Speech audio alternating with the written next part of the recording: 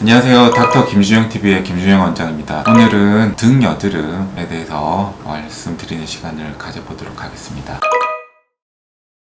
여드름이 나는 이유가 피지 분비가 많아지고 모공이 막히게 되고 여드름균이 증식하고 염증 반응 요 네 가지 단계에서 여드름이 생기는데 등 같은 경우는 일단 이제 피부 자체가 두껍기 때문에 모공이 더 잘 막혀요. 그리고 땀이라든지 각종 세안제 머리를 감거나 바디워시를 했을 때 헹굼을 잘 안 했을 때 그게 이제 자극이 돼가지고 염증 반응을 일으켜서 여드름이 더 많이 나는 그런 상황이 되는 거죠.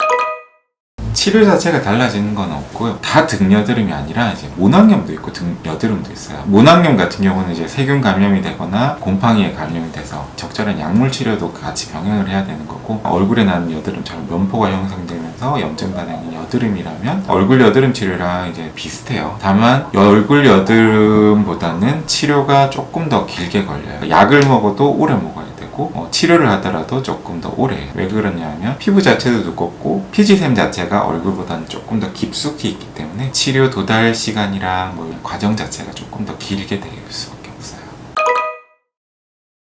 색소 침착이고 홍반과 색소 침착을 말하는 건데, 결국은 홍반은 시간이 지나면서 좋아지고 다만 붉은 자국은 사라지기는 사라지는데 그 시간 동안 다시 뭔가가 생기면 이제 색소 침착이 안게 되고 이렇게 되는데, 첫 번째는 일단 여드름이 더 이상 안 나도록 해줘야지 돼. 그래야지 악화인자를 막아주고 그 다음에 이제 남아있는 홍반들은 자연스럽게 좋아지는 시간을 벌어주고, 색소 침착이 많이 있다면 그 부분에 멜라닌 색소를 깨주는 레이저 같은 걸 조금 곁들여서 한다면 조금 더 빠른 효과를 할 수 있어요.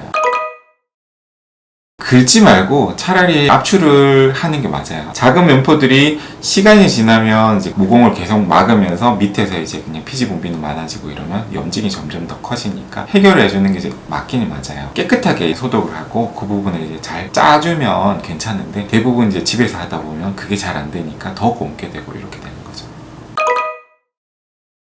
이게 참 사실 애매한데, 여드름이 등에 많이 생기는 이유가 피부도 두껍고 각질층이 자꾸 이제 두꺼워져서 모공이 막히게 되면서 이제 여드름이 생긴다고 그랬잖아요. 그 부분을 적절하게 스케일링을 하거나 벗겨주는 거는 여드름 치료에는 도움이 돼요. 너무 과하게 한다든지 이런 경우에는 오히려 피부에 조금 자극을 줘서 여드름이 조금 더 심해질 수가 있어요.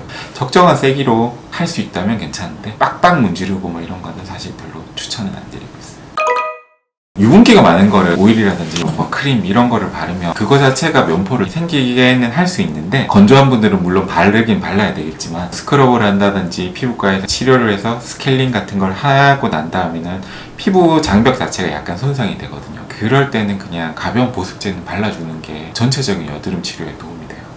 이상으로 오늘 등 여드름에 관한 궁금한 점 몇 가지를 뽑아서 말씀을 드리는 시간을 가졌는데요. 다음에도 또 재밌는 주제를 찾아서 방송을 해보도록 하겠습니다. 감사합니다.